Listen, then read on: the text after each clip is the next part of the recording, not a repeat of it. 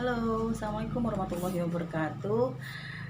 Kita ketemu lagi ya dengan Ibu Wati. Nah, pada hari ini kita ketemu untuk pelajaran administrasi transaksi untuk kelas 12 ya.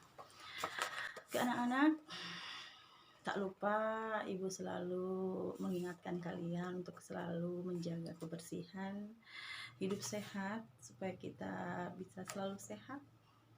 Kalau kita sehat, kita bisa melakukan apapun. Ya, mudah-mudahan kita selalu dilindungi oleh Allah Subhanahu wa taala. Baiklah anak-anak, kita mulai saja mengenai administrasi transaksi kelas 12. Minggu yang lalu, Ibu sudah menjelaskan mengenai jenis uang. Nah, pada hari ini juga masih tetap jenis uang. Minggu yang lalu kita sudah membahas mengenai jenis uang berdasarkan dari bahan yang digunakan dan juga berdasarkan nilai yang terkandung di dalamnya. Nah, untuk pembahasan hari ini yaitu masih tetap jenis uang, tetapi berdasarkan lembaga yang mengeluarkannya. Untuk jenis uang berdasarkan lembaga yang mengeluarkannya, yang pertama uang kartal, yang kedua uang giral. Ibu ulangi lagi.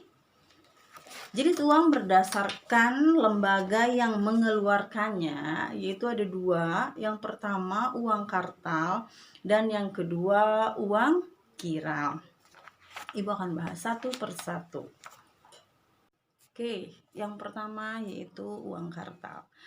Uang kartal adalah alat pembayaran yang sah dan wajib digunakan oleh masyarakat dalam kegiatan transaksi jual beli sehari-hari.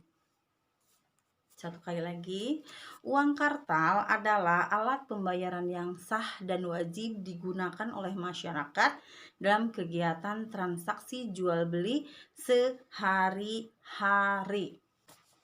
Di Indonesia, kalian, kalau bertransaksi membeli barang itu menggunakan apa? Alat pembayaran yang sah.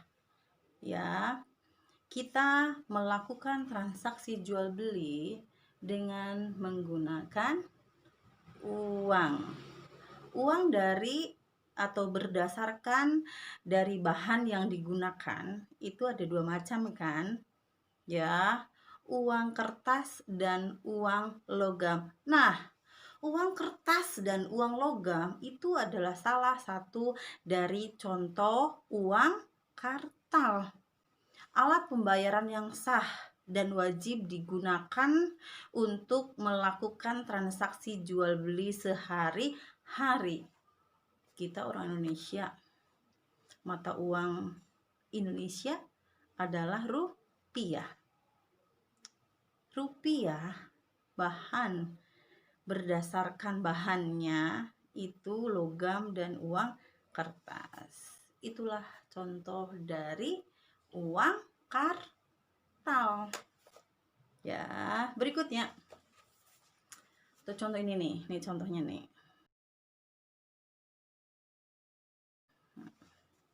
Ya, oke. Berikutnya yaitu uang giral. Coba dengarkan baik-baik. Uang giral adalah uang yang dimiliki oleh masyarakat dalam bentuk simpanan atau giro yang dapat ditarik sesuai kebutuhan. Oke, Ibu ulangi lagi, uang giral. Uang giral adalah uang yang dimiliki masyarakat dalam bentuk simpanan atau giro yang dapat ditarik sesuai kebutuhan. Nah, di sini uang giral hanya berlaku di kalangan tertentu saja.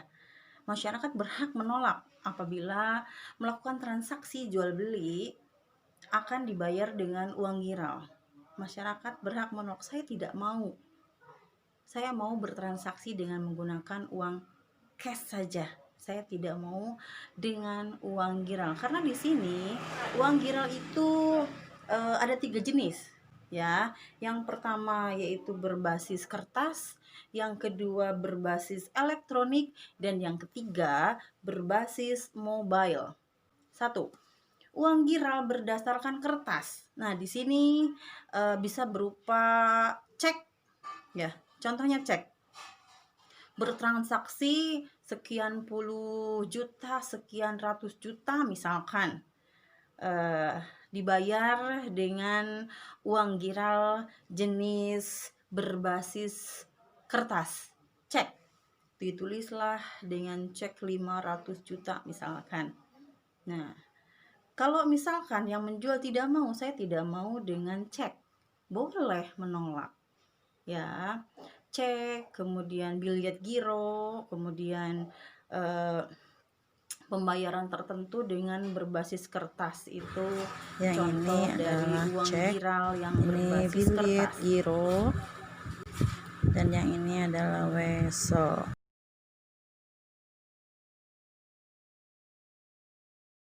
Sedangkan contoh untuk uang giral berbasis elektronik, misalkan apa? Misalkan kartu kredit, kartu debit. Ya, dengan menggunakan kartu kredit, dengan menggunakan kartu debit. Ini contoh dari uang giral berbasis elektronik.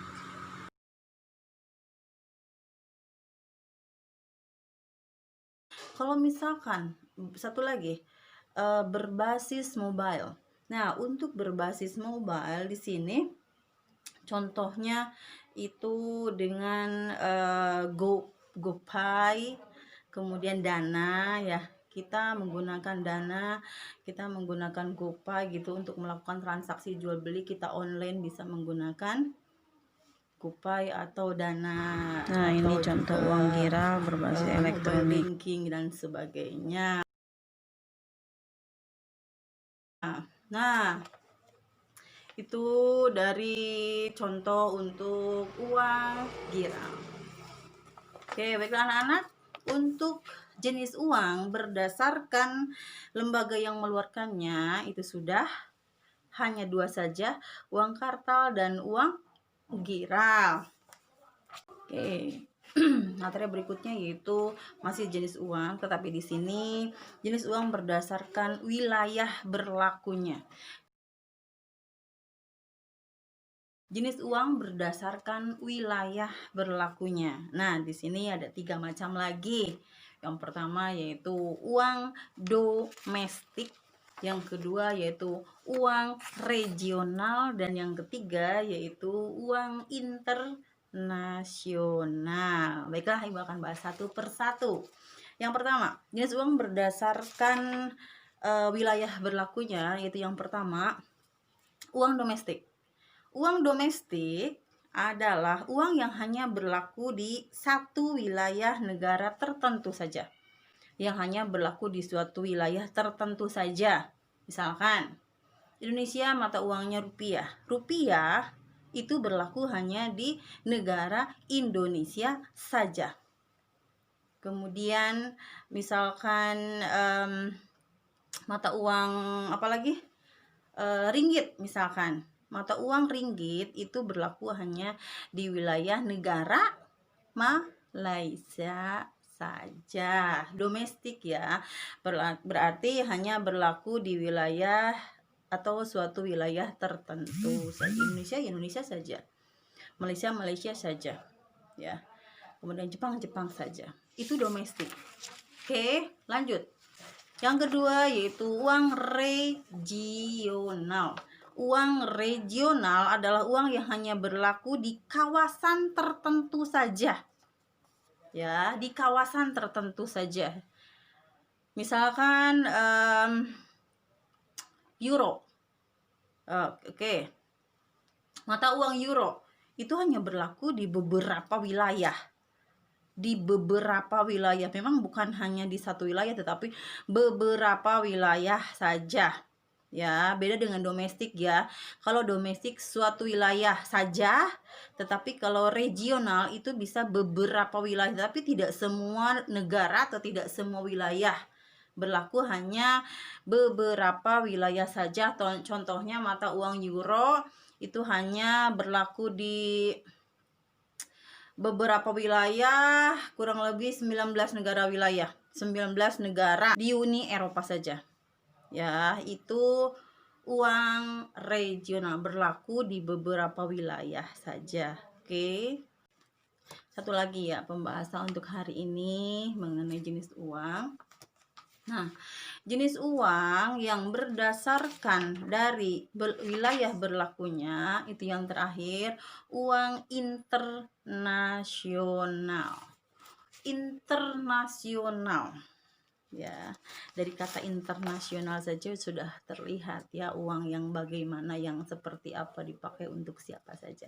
Oke, dengarkan baik-baik untuk pengertian uang internasional. Adalah uang yang berlaku tidak hanya di dalam wilayah negara tertentu saja, tetapi juga berlaku di berbagai wilayah negara di dunia.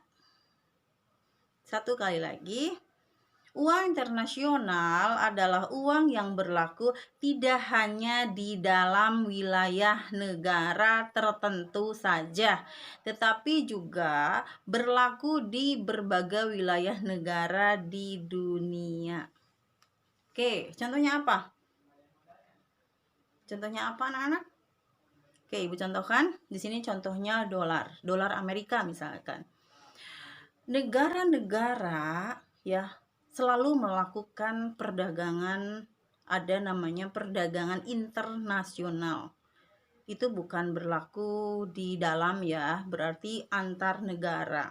Internasional, dari dalam keluar, dari luar ke dalam, bekerja sama gitu, saling bekerja sama dalam hal perdagangan. Indonesia menjual